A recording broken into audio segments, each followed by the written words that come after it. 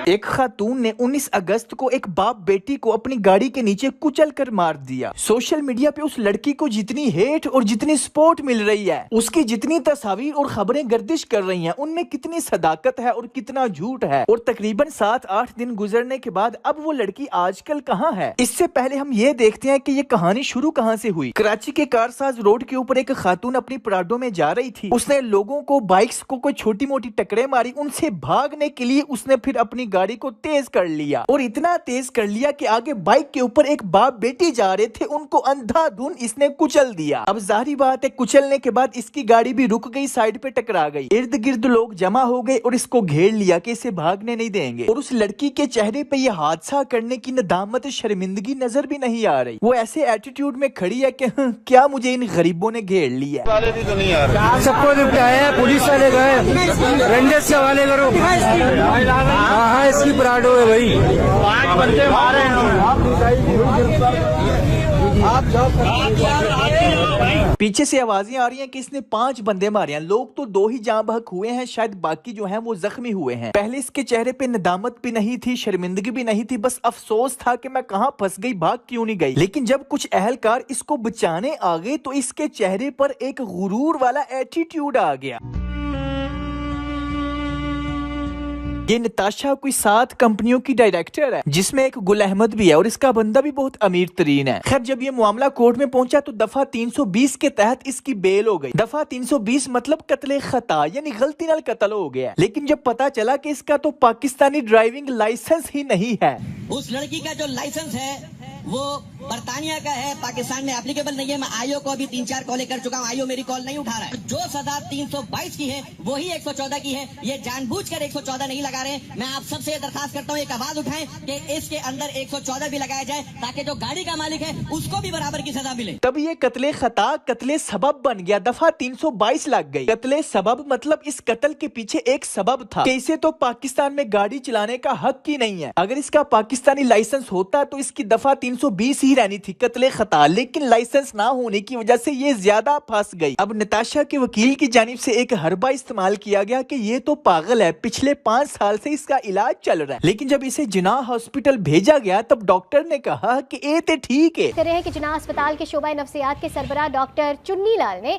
जिनाह अस्पताल में जेरे इलाज मुलजिमा नताशा को डिस्चार्ज कर दिया है। मुलजिमा की दिमागी हालत अब बिल्कुल ठीक है, ये बताया जा रहा है। डॉक्टर चुन्नी लाल, शुक्र करो कि वो डॉक्टर हिंदू था। अगर पाकिस्तानी मुसलमान होता तो शायद बिक भी जाता, क्योंकि हम पाकिस्तानी बाय बर्थ मुस्लिम है, बाय चॉइस मुसलमान नहीं है। खैर, ये टॉपिक फिर कभी। बहरहाल, जब इनका ये पागलपने वाला हरबा फेल हो गया तो आपने भी देखा होगा कि सोशल मीडिया पे काफी वीडियोस गर्दिश कर रही थी कि ये रिहा हो गई है। कुछ मीम्स भी बन रही थी और ये पिक्चर वायरल हो रही थी, जिसे हामिद मीर ने ट्वीट किया कि ये विक्ट्री साइन क्या बता रहा है, किसकी हार हुई है। तो उसी के नीचे वजाहत काजमी ने एक रिप्लाई दिया कि ये कैसा जर्नलिस्ट है जिसे एआई पिक्चर और रियल पिक्चर में फर्क नहीं पता। जी हाँ, ये फेक एआई पिक्चर थी जो सर्कुलेट हो रही थी। ऑफ कोर्स कुछ पाकिस्तानी सेलिब्रिटीज का भी इसके ऊपर रद्द-ए-अमल आ चुका है। बीमारी की हालत में बगैर बताए गाड़ी घर से ले गई है, किसी की इल्म में नहीं था तो यह हादसा पेश आया। कि हमें तो पहले ही पता है पाकिस्तानी कानून का कि किसी ना किसी तरीके इसने बाची जाना है। कुछ ने नजम सुनाकर कहा कि इसने बाची जाना है। इसका नाम है पराडो वाली पागल। कातिला लड़की, कुछ नहीं होगा, तेरी पराडो का कुछ कसूर नहीं। सड़क पे लोग चलते ही क्यों हैं? ये कीड़े मकोड़े निकलते ही क्यों हैं? रोन डाला जो तूने तो क्या हम, तुझको क्या जो किसी की आंख है पुरनम। कुछ ने स्टोरी लगाई कि गुल अहमद को बाइकआउट किया जाए और कुछ ने कहा कि पागल वो नहीं, पागल तो हम हैं जो पाकिस्तान में रहते हुए इंसाफ की तवक्को कर रहे हैं। ये लड़का आपको याद है ना, ये भी वायरल हुआ था। इसने भी 2 कत्ले खता किए थे, 24 साल कैद हुई थी इसको। आपको क्या लगता है कि पाकिस्तान में कभी किसी एलीट क्लास को सजा मिल सकती है? आज भी जुल्म के नापाक रिवाजों के खिलाफ मेरे सीने में बगावत की खलिश जिंदा है। खैर, इसके साथ साथ ये भी खबरें गर्दिश करना शुरू हो गई थी कि दियत की रकम मुकर्रर हो गई है, उसके अहले खाना के साथ सेटलमेंट हो गई है और ये जल्दी रिहा हो जाएगी। लेकिन उस बाप बेटी के अहले खाना की तरफ से ये बयान आया। भांजा हूँ और आमना आरिफ का कजन हूँ। डेली यही रूटीन थी। मामू सुबह आमना को ऑफिस ड्रॉप करने जाते थे। आमना खुद मास्टर्स करने वाली थी, उसका थीसिस वाइवा होने वाला था, जिसके बाद उसको डिग्री अवार्ड हो जाती है। सोशल मीडिया पे ज्यादातर झूठी खबरें चलती हैं कि सेटलमेंट हो गई है, दियत की रकम ले ली है, ऐसा कुछ नहीं हुआ है, अगेंस्ट फैमिली की तरफ से हमसे कोई राब्ता नहीं हुआ, ना हम राब्ता करेंगे। सजा मिलनी चाहिए। अमीर गरीब के लिए इस मुल्क में एक कानून होना चाहिए। अब इसके साथ साथ एक और इंटरेस्टिंग बात है कि पाकिस्तान के ज्यादातर जितने भी फेमस न्यूज चैनल्स हैं उन्होंने इस खबर को सिर्फ शुरू में कवर किया था। आजकल क्या चल रहा है वो खबरों में नहीं आ रहा। इस लड़की के ऊपर एक और इल्जाम लगाया गया कि ये नशे भी करती है। इसके ऊपर एक और नशे की भी दफा लगाई जाए। बात भी कोई पेशरफ्त ना हो सकी। आईजी सिंध ने तफ्तीश के लिए स्पेशल टीम बनाने का फैसला कर लिया। मुल्जिमा की मेडिकल रिपोर्ट भी ताखीर का शिकार। रिपोर्ट आने में मजीद 2 से 3 दिन लग सकते हैं। खातून केडीए स्कीम 1 में अपने घर से ससुराल जाने के लिए निकली थी। 322 शामिल कर दी गई है, जिसके तहत मुल्जिमा को दियत के साथ 10 से 18 साल कैद की सजा हो सकती है। तफ्तीशी टीम का कहना है कि खातून की गाड़ी निजी कंपनी के नाम पर है।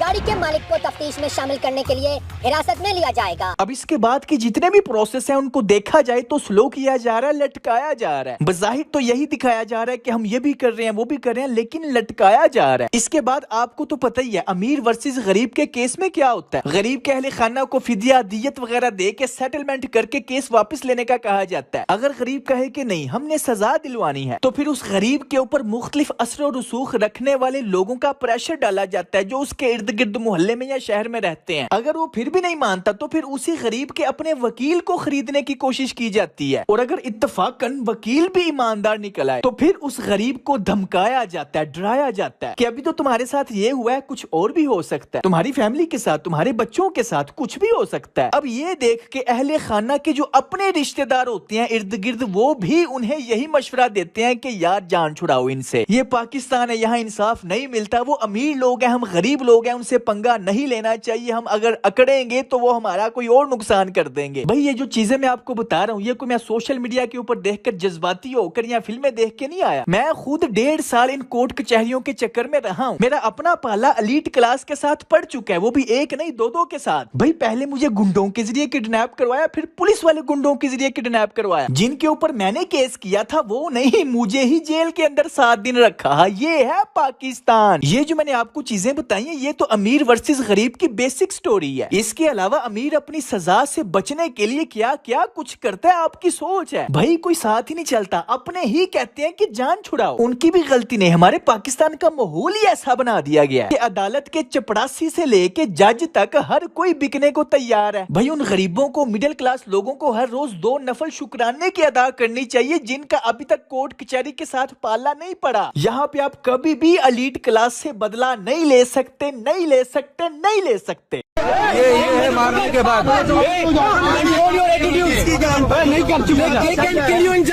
जो कुछ मर्जी हो जाए इस खातून को पाकिस्तान में रहते हुए सजा नहीं मिल सकती, नहीं मिल सकती, नहीं मिल सकती। एलीट क्लास के पास बहुत हरबे हैं, बहुत हरबे हैं, बहुत हरबे होते हैं। मैं फिर बता रहा हूँ, मैं कोई फिल्में देख के ये बात नहीं कर रहा, मैंने 2 साल अपनी आंखों से ये सब कुछ देखा है। पाकिस्तान में अमीर वर्सेस गरीब में जीत हमेशा अमीर की होती है, दैट्स इट। क्या लोग ये ख्याल किए हुए हैं कि सिर्फ ये कहने से कि हम ईमान ले आए छोड़ दिए जाएंगे? क्या वो लोग जो बुरे काम करते हैं ये समझे हुए हैं कि ये हमारे काबू से निकल जाएंगे और हम क़यामत के दिन इंसाफ की तराजू खड़ी करेंगे तो किसी शख्स की जरा भी हक तलफी न की जाएगी, और अगर राई के दाने के बराबर भी किसी का अमल होगा तो हम उसको ला मौजूद करेंगे और हम हिसाब करने को काफी हैं।